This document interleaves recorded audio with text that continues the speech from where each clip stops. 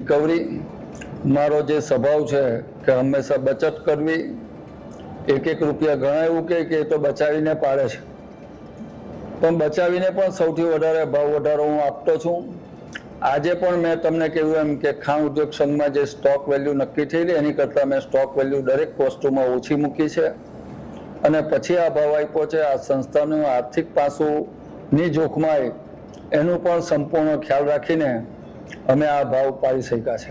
પ્રમુખશ્રીનો બી આભાર, તેમની બોર્ડનો બી આભાર અને દરેક કર્મચારી ભાઈઓનો દરેકનો આભાર માનું છું, કારણ કે એક રાગીદારી જે કામ કર્યું છે ને એમાં એમને સફળતા મળી છે, એમાં યશ અશ્વિનભાઈને ફાળે જાય છે.